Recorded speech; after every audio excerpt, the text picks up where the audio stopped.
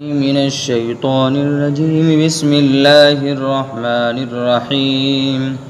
الحمد لله الذي أنزل على عبده الكتاب ولم يجعل له عوجا قيما لينذر بأسا شديدا من لدنه ويبشر المؤمنين الذين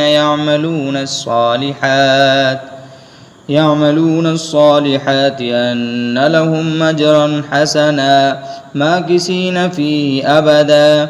وينذر الذين قالوا اتخذ الله ولدا ما لهم به من علم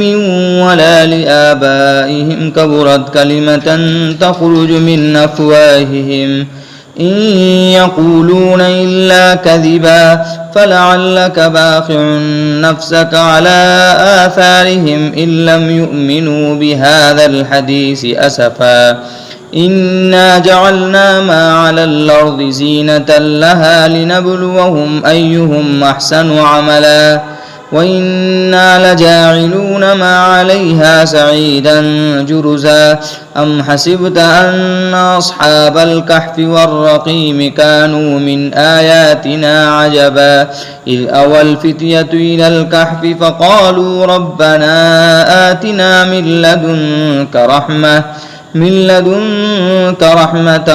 وهيئ لنا من أمرنا رشدا فضربنا على آذانهم في الكهف سنين عددا ثم بعثناهم لنعلم أي الحزبين يحصى لما لبثوا أمدا نحن نقص عليك نبأهم بالحق إنهم فتية آمنوا بربهم وزدناهم هدى وربطنا على قلوبهم إذ قاموا فقالوا ربنا رب السماوات والأرض لن ندعو من دونه إلها لقد قلنا إذا شططا هؤلاء قوم اتخذوا من دونه آلهة لولا ياتون عليهم بسلطان بين فمن أظلم ممن افترى على الله كذبا فأووا إلى الكهف ينشر لكم ربكم من رحمة ويهيئ لكم من أمركم مرفقا وترى الشمس إذا طلعت تزاور عن كهفهم ذات اليمين وإذا غربت تقرضهم ذات الشمال وهم في فجوة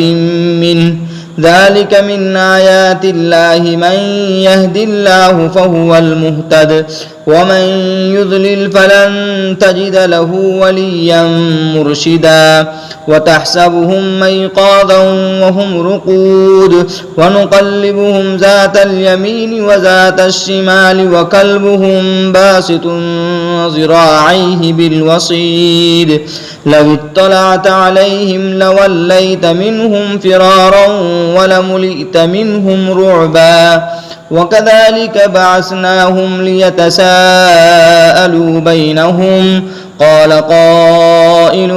منهم كم لبثتم قالوا لبثنا يوما أو بعض يوم قالوا ربكم أعلم بما لبثتم فابعثوا أحدكم بورقكم هذه إلى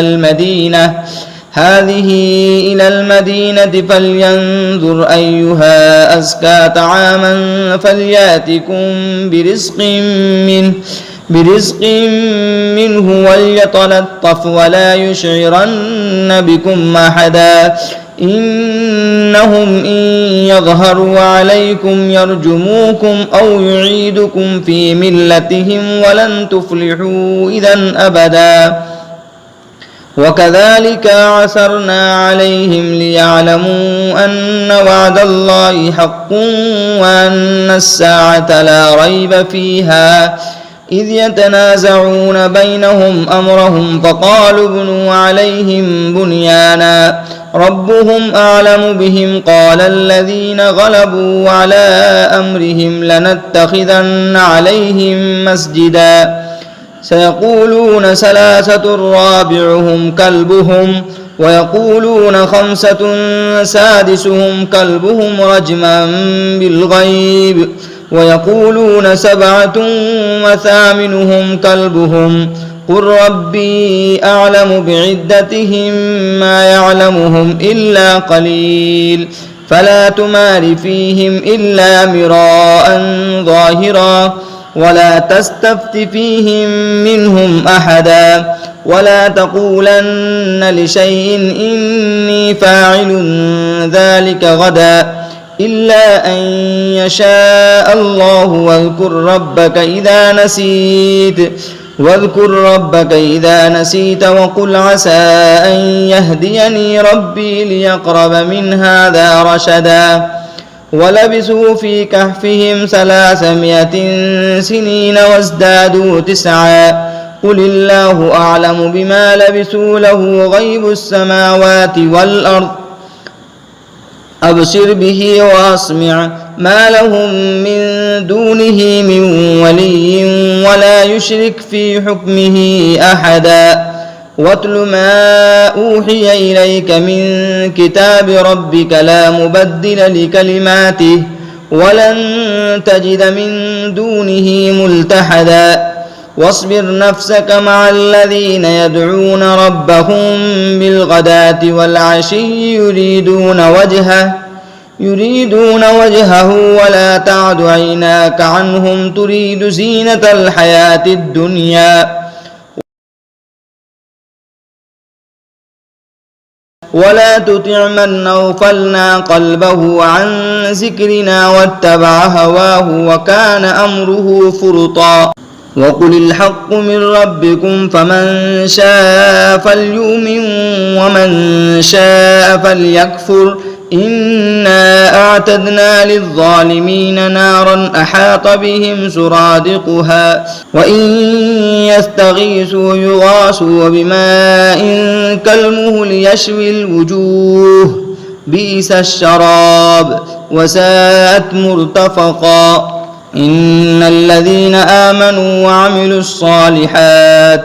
وعملوا الصالحات إنا لا نضيع أجر من أحسن عملا أولئك لهم جنات عدن تجري من تحتها الأنهار يحلون فيها من أساور من ذهب ويلبسون ثيابا خضرا من سندس واستبرق متكئين فيها على الأرائك نعم الثواب وحسنت مرتفقا واضرب لهم مثل الرجلين جعلنا لأحدهما جنتين من أعناب وحففناهما بنخل وجعلنا بينهما زرعا كلتا الجنتين آتت أكلها ولم تظلم منه شيئا وفجرنا خلالهما نهرا وكان له ثمر فقال لصاحبه وهو يحاوره أنا أكثر منك مالا وأعز نفرا ودخل جنته وهو ظالم لنفسه قال ما أظن أن تبيد هذه أبدا وما أظن الساعة قائمة ولئن رددت إلى ربي لأجدن خيرا منها منقلبا قال له صاحبه وهو يحاوره وكفرت بالذي خلقك من تراب ثم من نطفة ثم سواك رجلا لكن هو الله ربي ولا أشرك بربي أحدا ولولا إذ دخلت جنتك قلت ما شاء الله لا قوة إلا بالله إن ترني أنا أقل منك مالا وولدا فعسى ربي أن يؤتيني خيرا من جنتك ويرسل عليها حسبانا من السماء فتصبح سعيدا زلقا أو يصبح ماؤها غورا فلن تستطيع له طلبا وأحيط بثمره فأصبح يقلب كفيه على ما أنفق فيها وهي خاوية على عروشها ويقول يا ليتني لم أشرك بربي أحدا ولم تكن له فئة ينصرونه من دون الله وما كان منتصرا هنالك الولاية لله الحق هو خير ثوابا وخير عقبا واضرب لهم مثل الحياة الدنيا كماء إن أنزلناه من السماء فاختلط به نبات الأرض فأصبح حسيما تذروه الرياح وكان الله على كل شيء مقتدرا المال والبنون زينة الحياة الدنيا والباقيات الصالحات خير عند ربك ثوابا وخير أملا ويوم نسير الجبال وترى الأرض بارزة وحشرناهم فلم نغادر منهم أحدا وعرضوا على ربك صفا لقد جئتمونا كما خلقناكم أول مرة بل زعمتم أن لن نجعل لكم موعدا ووضع الكتاب فترى المجرمين مشفقين مما فيه ويقولون يا ويلتنا ما لهذا الكتاب لا يغادر صغيرة ولا كبيرة إلا أحصاها ووجدوا ما عملوا حاضرا ولا يظلم ربك أحدا وإذ قلنا للملائكة اسجدوا لآدم فسجدوا إلا إبليس كان من الجن ففسق عن أمر ربه أفتتخذونه وذريته أولياء من دوني وهم لكم عدو بئس للظالمين بدلا ما أشهدتهم خلق السماوات والأرض ولا خلق أنفسهم وما كنت متخذ المضلين عزدا ويوم يقول نادوا شركائي الذين زعمتم فدعوهم فلم يستجيبوا لهم وجعلنا بينهم موبقا ورأى المجرمون النار فظنوا أنهم مواقعوها ولم يجدوا عنها مصرفا ولقد صرفنا في هذا القرآن للناس من كل مثل وكان الإنسان أكثر شيء جدلا وما منع الناس أن يؤمنوا إذ جاءهم الهدى ويستغفروا ربهم إلا أن تأتيهم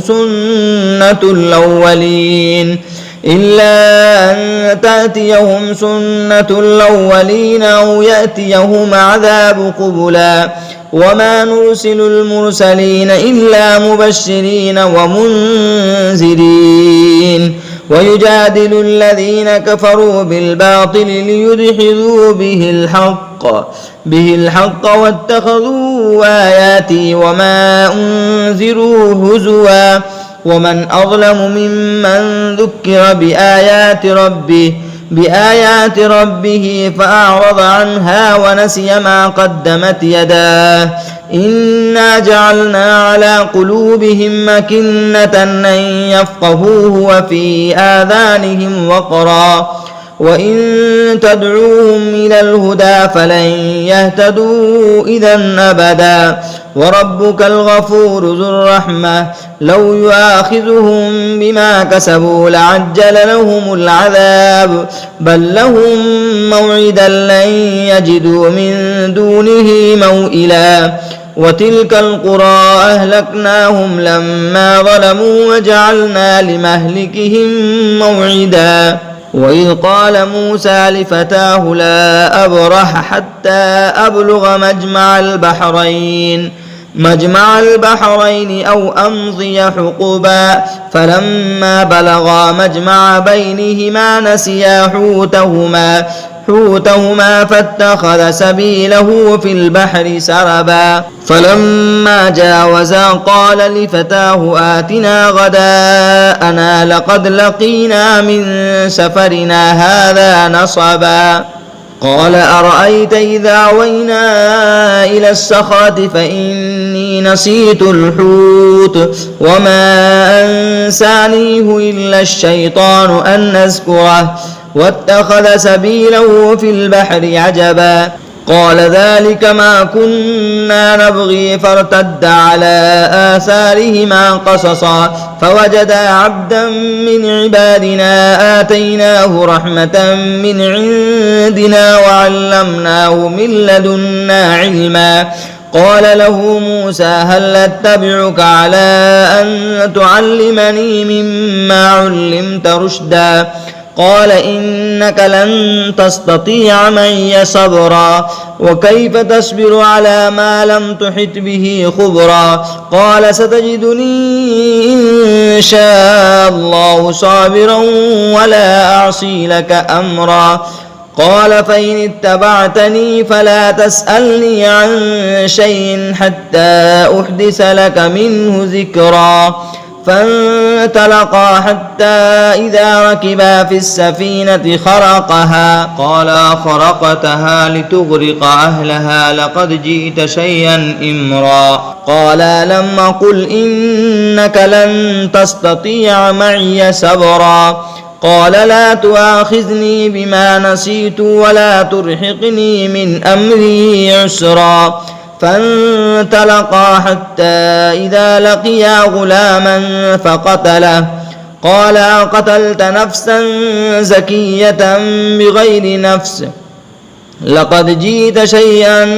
نكرا قال لم أقل لك إنك لن تستطيع معي صبرا قال إن سألتك عن شيء بعدها فلا تصاحبني قد بلغت من لدني عذرا فانطلقا حتى إذا أتيا أهل قرية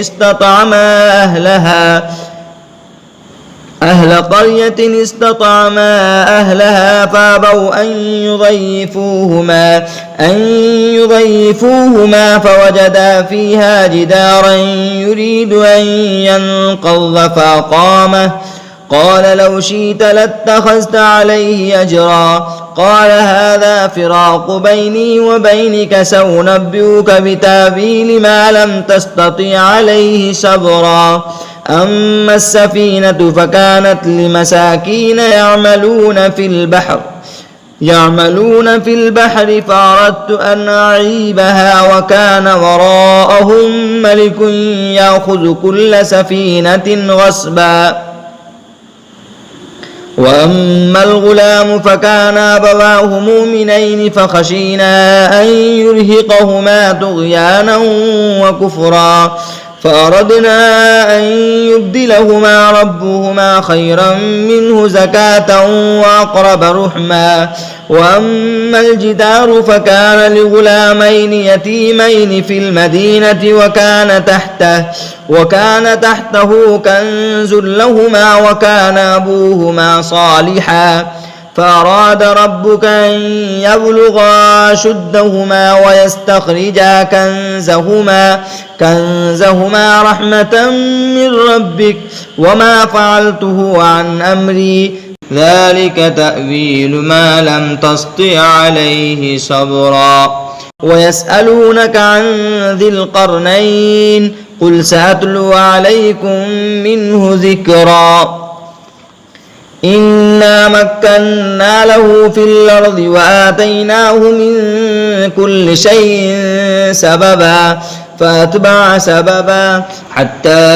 إذا بلغ مغرب الشمس وجدها تغرب في عين حمية ووجد عندها قوما قلنا يا ذا القرنين إما أن تعذب وإما أن تتخذ فيهم حسنا قال أما من ظلم فسوف نعذبه ثم يرد إلى ربه فيعذبه عذابا نكرا وأما من آمن وعمل صالحا فله جزاء الحسنى وسنقول له من أمرنا يسرا ثم أتبع سببا حتى إذا بلغ مطلع الشمس وجدها تطلع على قوم لم نجعل لهم من دونها سترا كذلك وقد أحطنا بما لديه خبرا ثم أتبع سببا حتى إذا بلغ بين السدين وجد من دونهما قوما لا يكادون يفقهون قولا قالوا يا ذا القرنين إن ياجوج وماجوج مفسدون في الأرض فهل نجعل لك خرجا على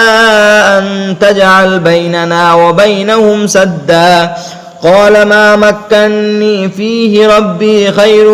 فاعينوني بقوة نجعل بينكم وبينهم ردما آتوني زبر الحديد حتى إذا ساوى بين الصدفين قال انفخ حتى إذا جعله نارا قال آتوني يفرغ عليه قطرا فما استطاعوا أن يظهروه وما استطاعوا له نقبا قال هذا رحمة من ربي فإذا جاء وعد ربي جعله دكا وكان وعد ربي حقا وتركنا بعضهم يومئذ يموج في بعض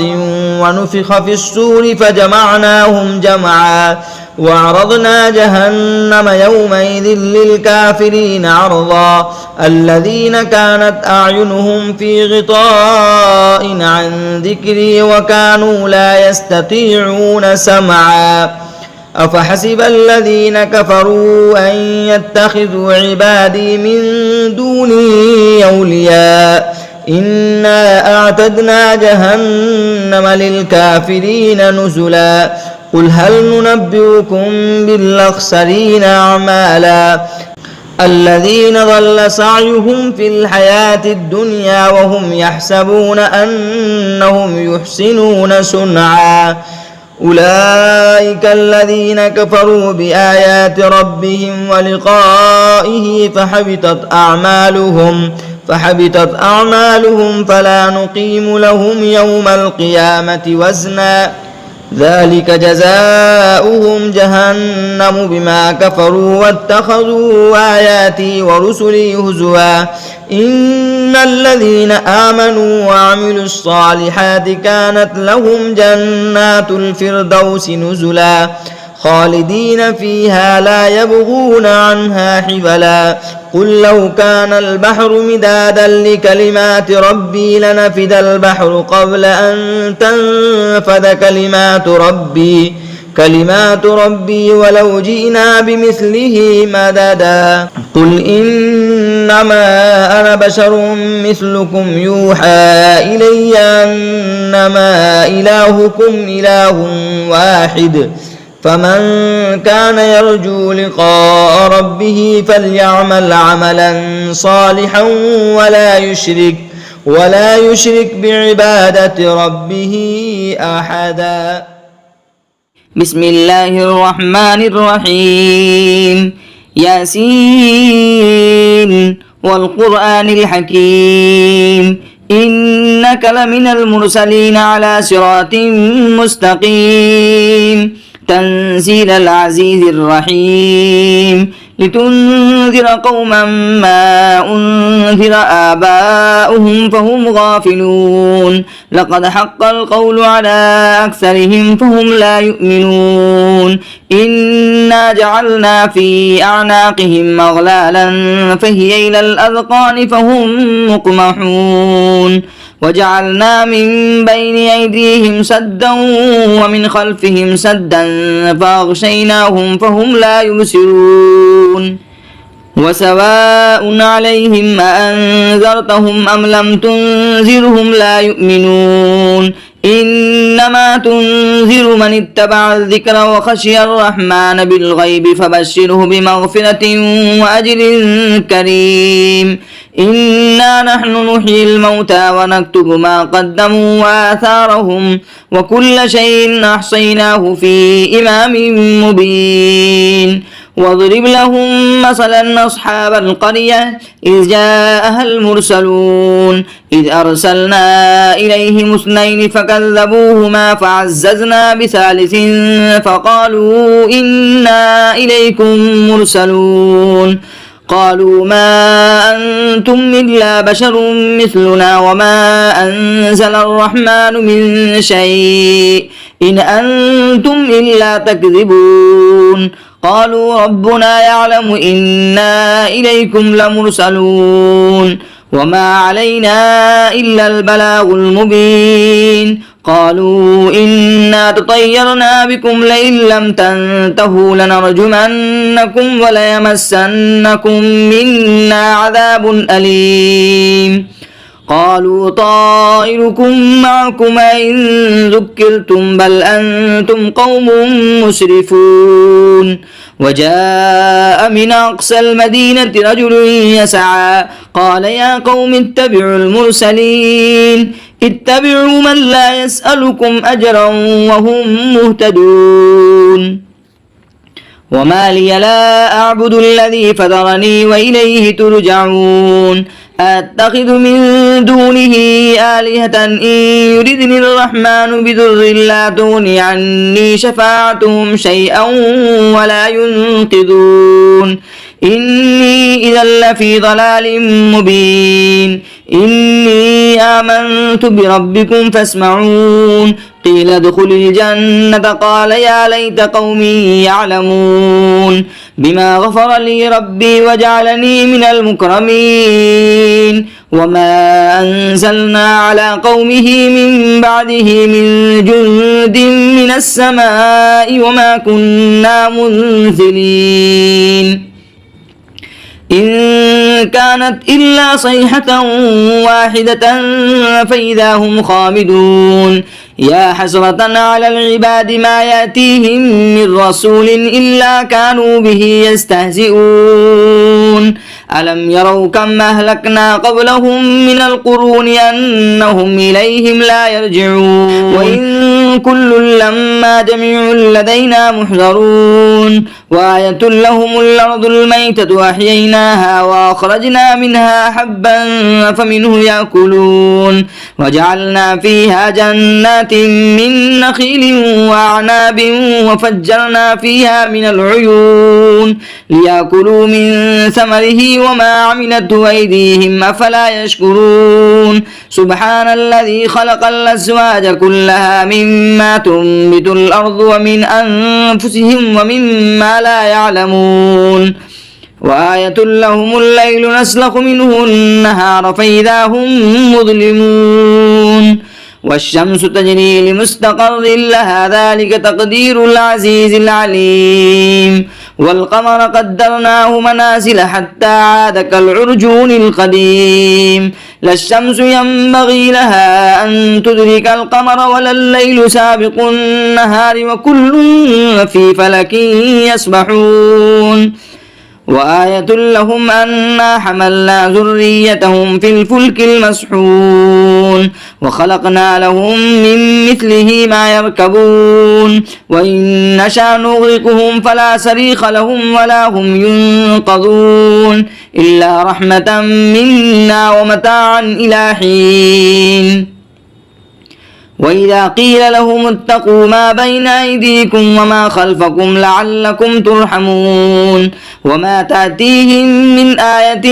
من آيات ربهم إلا كانوا عنها معرضين وإذا قيل لهم أنفقوا مما رزقكم الله قال الذين كفروا للذين آمنوا أنطعم من لو يشاء الله أطعمه إن أنتم إلا في ضلال مبين ويقولون متى هذا الوعد إن كنتم صادقين ما ينظرون إلا صيحة واحدة تأخذهم وهم يخصمون فلا يستطيعون توصية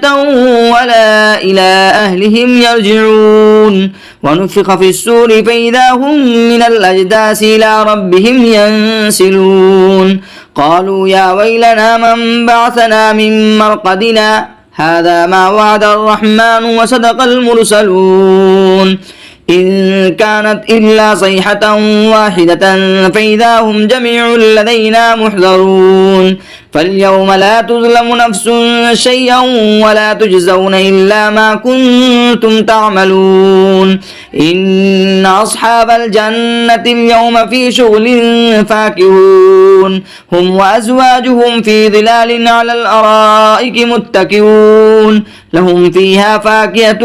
ولهم ما يدعون سلام قولا من رب رحيم وامتازوا اليوم أيها المجرمون ألم عاهد إليكم يا بني آدم ألا تعبدوا الشيطان إنه لكم عدو مبين وأن اعبدوني هذا صراط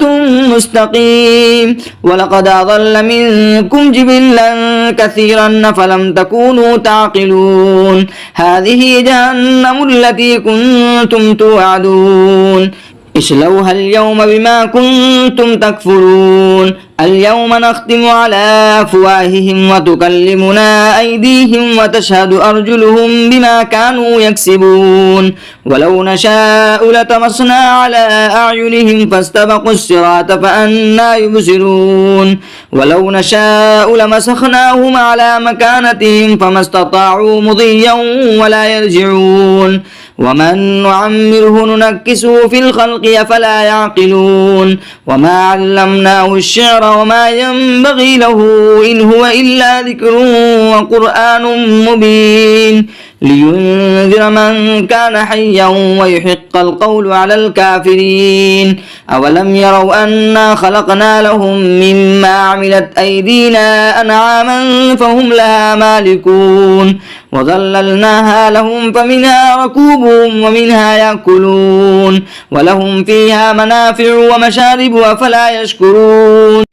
واتخذوا من دون الله آلهة لعلهم ينصرون لا يستطيعون نصرهم وهم لهم جند محضرون فلا يحزنك قولهم إنا نعلم ما يسرون وما يعلنون أولم ير الإنسان أنا خلقناه من نطفة فإذا هو خصيم مبين وضرب لنا مثلا ونسي خلقه قال من يحيي العظام وهي رميم قل يحييها الذي أنشاها أول مرة وهو بكل خلق عليم الذي جعل لكم من الشجر الأخضر نارا فإذا أنتم منه توقدون أوليس الذي خلق السماوات والأرض بقادر على أن يخلق مثلهم بلى وهو الخلاق العليم إنما أمره إذا أراد شيئا أن يقول له كن فيكون فسبحان الذي بيده ملكوت كل شيء وإليه ترجعون أعوذ بالله من الشيطان الرجيم بسم الله الرحمن الرحيم قل هو الله أحد الله الصمد لم يلد ولم يولد ولم يكن له كفوا أحد بسم الله الرحمن الرحيم قل أعوذ برب برب الفلق من شر ما خلق ومن شر غاسق إذا وقب ومن شر النفاثات في العقد ومن شر حاسد إذا حسد. بسم الله الرحمن الرحيم. قل أعوذ برب الناس ملك الناس إله الناس من شر الوسواس الخناس الذي يوسوس في صدور الناس من الجنة والناس.